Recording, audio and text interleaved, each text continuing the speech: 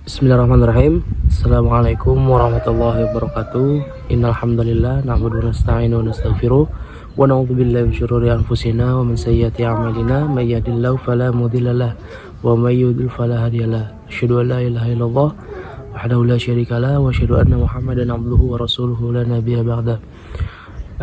Pertama-tama marilah kita panjatkan puji dan puji syukur kehadirat Allah Subhanahu wa taala yang telah memberikan kita berbagai macam nikmat, terutama nikmat iman, nikmat sehat walafiat, serta nikmat panjang umur, sehingga alhamdulillah kita dapat melakukan aktivitas rutinitas kita dalam rangka perkuliahan.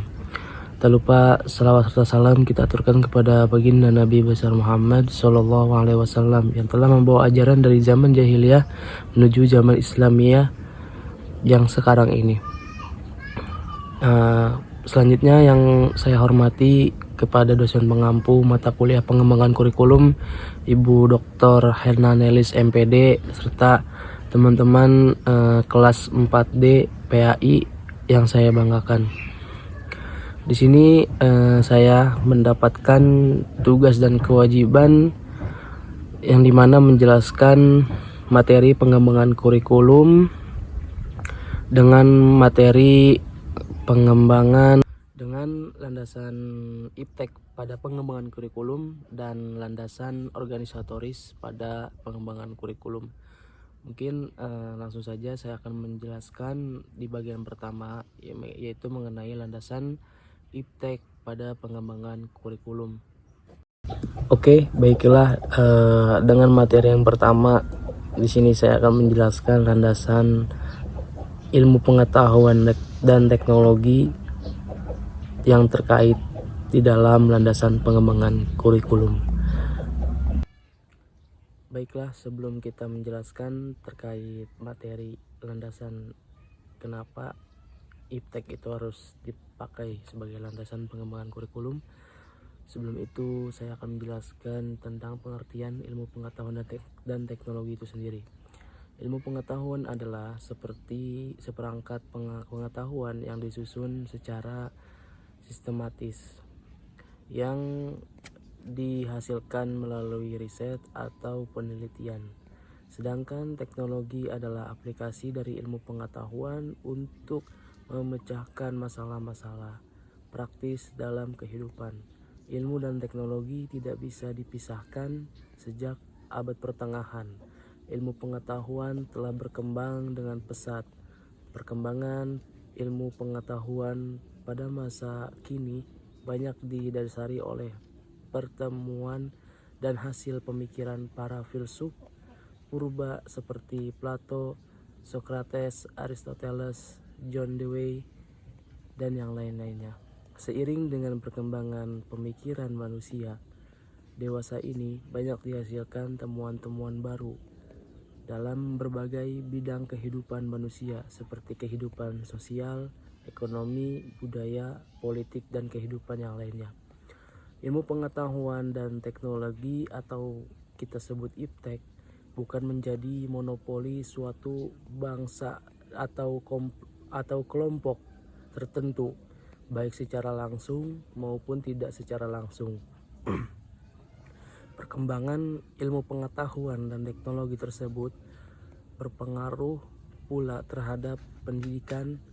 Perkembangan teknologi industri mempunyai hubungan timbal balik dengan pendidikan industri dengan teknologi, baik itu memproduksi berbagai macam alat-alat dan bahan yang secara langsung atau tidak langsung dibutuhkan dalam pendidikan, dan sekaligus menurut sumber daya manusia yang handal untuk mengaplikasikannya. Kegiatan pendidikan membutuhkan dukungan dari penggunaan alat-alat hasil industri seperti televisi, radio, video, komputer, dan peralatan yang lainnya. Penggunaan alat-alat yang dibutuhkan untuk menunjang pelaksanaan program pendidikan, apalagi di saat ini berbagainya perkembangan yang sangat begitu pesat, baik itu produk teknologi komunikasi yang saat ini semakin canggih. Selanjutnya yang semakin canggih ini untuk menuntut pengetahuan dan keterampilan serta kecakapan yang memadai dari para guru dan pelaksana program pendidikan lainnya. Mengingat pendidikan merupakan upaya menyiapkan siswa-siswa dalam menghadapi masa depan dan perubahan masyarakat yang semakin pesat, termasuk di dalamnya perubahan ilmu pengetahuan dan teknologi, maka pengembangan kurikulum haruslah berdasarkan pada ilmu pengetahuan dan teknologi. Selanjutnya, perkembangan ilmu pengetahuan dan teknologi secara langsung berimplikasi terhadap pengembangan kurikulum yang di dalamnya mencangkup perkembangan isi atau dari materi pendidikan tersebut di dalam penggunaan strategi dan media pembelajaran serta penggunaan sistem evaluasi secara tidak langsung menuntut dunia pendidikan untuk dapat membekali peserta didik agar memiliki kemampuan di dalam memecahkan masalah yang dihadapinya sebagai pengaruh perkembangan ilmu pengetahuan dan teknologi. Selain itu, perkembangan ilmu pengetahuan dan teknologi juga dimanfaatkan untuk memecahkan masalah pendidikan. Oke, baiklah. Kenapa IPTEK itu sendiri harus diperhatikan di dalam landasan pengembangan kurikulum? Karena IPTEK atau ilmu pengetahuan dan teknologi sangat penting di dalam pengembangan kurikulum dikarenakan mampu mencerminkan perkembangan terkini dan memberikan siswa di dalam keterampilannya yang sangat relevan dengan tuntutan zaman. Selain itu, integrasi IPTEK dapat membantu untuk menciptakan pembelajaran yang berbasis bukti dan dapat meningkatkan daya saing siswa di era modern ini. Selain itu juga IPTEK perlu diperhatikan di dalam pengembangan kurikulum karena memberikan siswa di dalam pemahaman tentang kemajuan pengetahuan dan teknologi untuk mendukung pengembangan dan keterampilan yang sesuai dengan kebutuhan industri dan mempersiapkan mereka untuk tantangan di masa yang akan datang. Integrasi di dalam IPTEK juga memastikan kurikulum tetap relevan dan responsif terhadap perkembangan global. Pentingnya memperhatikan IPTEK itu sendiri di dalam landasan pengembangan kurikulum disebabkan oleh peran fundamental yang dalam memberikan pemahaman, keterampilan, dan persiapan siswa di dalam menghadapi perubahan dunia yang semakin pesat dan yang sangat terkait erat dengan ilmu pengetahuan dan teknologi. Melibatkan IPTEK di dalam landasan kurikulum gunanya memastikan bahwa pendidikan mencerminkan perkembangan terbaru, memberikan relevansi praktis, dan membantu siswa di dalam menghadapi tuntutan masa yang akan datang. Lalu selanjutnya, seperti apa sih landasan IPTEK itu di dalam pengembangan kurikulum? Nah, landasan IPTEK di dalam pengembangan kurikulum melibatkan pengintegrasian ilmu pengetahuan dan teknologi di dalam setiap aspek pembelajaran. Hal ini mencakup yang pertama relevansi, yaitu relevansi dengan kehidupan nyata. Nah, yang dimana menyesuaikan kurikulum dengan perkembangan teknologi dan ilmu pengetahuan yang terjadi di dalam kehidupan sehari-hari. Lalu yang kedua, pembelajaran berbasis masalah. Nah, yang dimana menggunakan metode pembelajaran yang menantang siswa untuk memecahkan suatu masalah menggunakan konsep IPTEK. Lalu yang ketiga, keterampilan berpikir kritis, yang dimana memfokuskan pada pengembangan keterampilan berpikir kritis dan analitis yang sangat penting di dalam memahami dan mengaplikasikan konsep IPTEK itu sendiri. Lalu yang keempat, keterampilan praktis, yang dimana memberikan kesempatan kepada siswa untuk mengembangkan keterampilan praktis dan kemampuan beradaptasi yang diperlukan di dunia nyata. Yang kelima, pengembangan karakter global, yang dimana Hal ini mendorong pemahaman tentang dampak global dari ilmu pengetahuan dan teknologi itu sendiri, yang mempersiapkan siswa untuk berkontribusi dalam konteks internasional.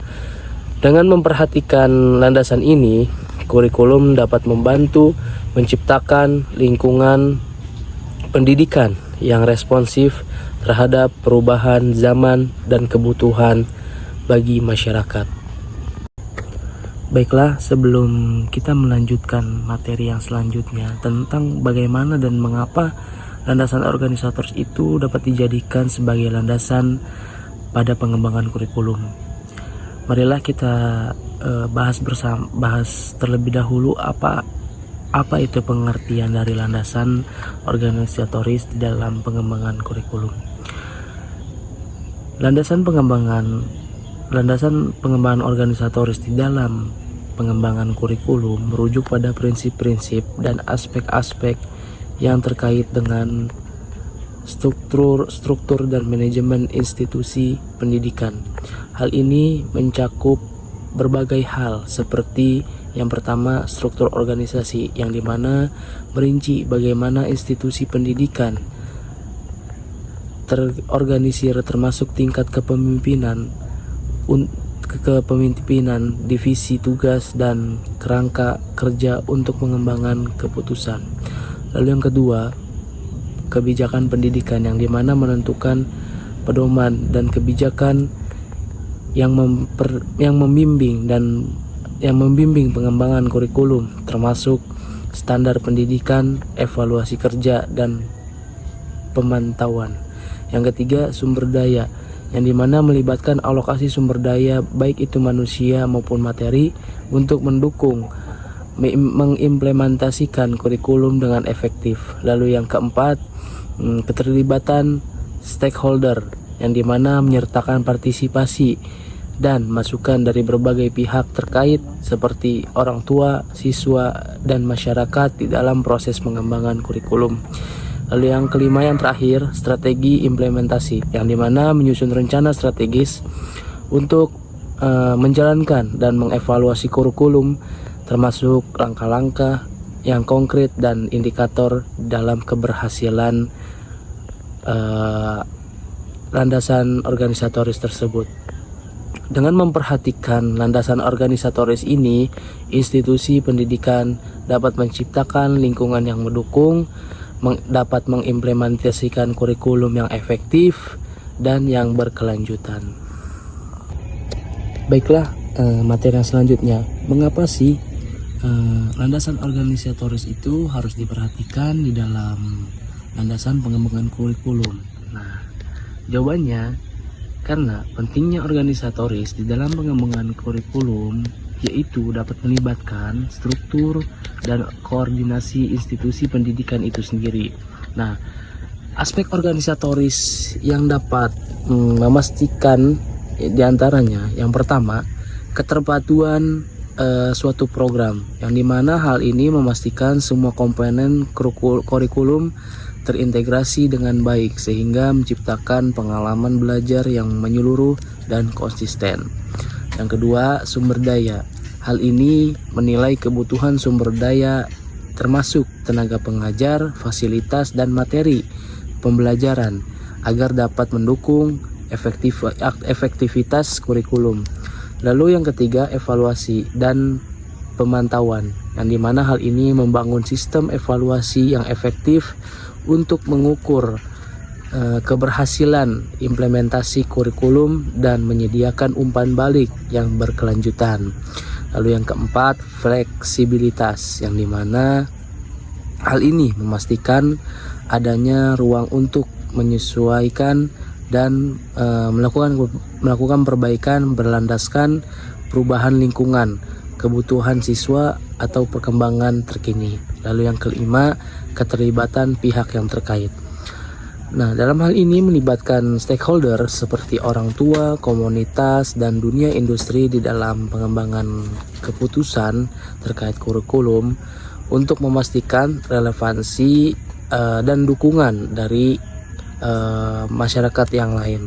Dengan memperhatikan aspek organisatoris ini, pengembangan kurikulum dapat lebih efisien, terkoordinasi dengan baik, dan sesuai dengan tujuan pendidikan institusi itu sendiri. Selanjutnya, materi yang terakhir yang dapat saya sampaikan mengenai apa sih implementasi organisatoris itu di dalam pengembangan kurikulum. Nah, selanjutnya yang bisa saya jawab ya di dalam materi kali ini, landasan implementasi organisatoris di dalam pengembangan kurikulum melibatkan serangkaian langkah untuk memastikan efektivitas dan keterpaduan, yang dimana beberapa aspek implementasi tersebut melibatkan yang pertama, tim pengembangan kurikulum. Nah, hal ini yang dimana membentuk tim khusus yang terdiri dari para ahli di bidang tertentu, baik itu pengajar dan administrator, untuk merancang, mengimplementasikan, dan mengevaluasi kurikulum itu sendiri.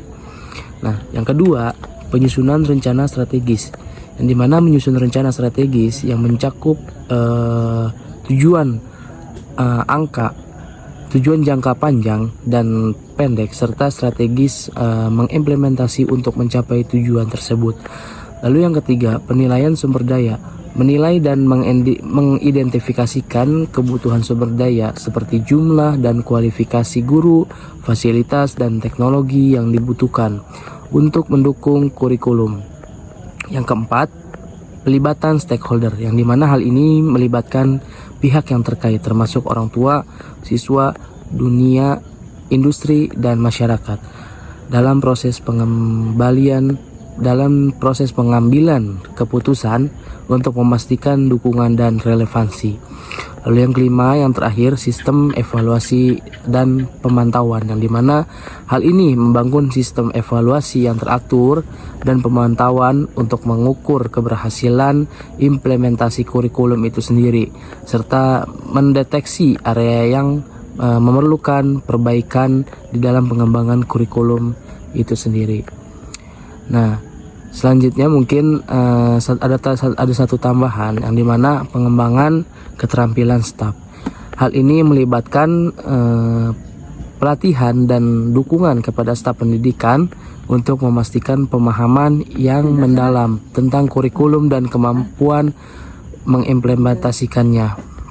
Dengan memperhatikan aspek-aspek ini, organisasi pendidikan dapat memastikan bahwa kurikulumnya tidak hanya dilarang dengan baik, tetapi juga dapat diimplementasikan secara efektif dalam konteks industri pendidikan yang sesungguhnya.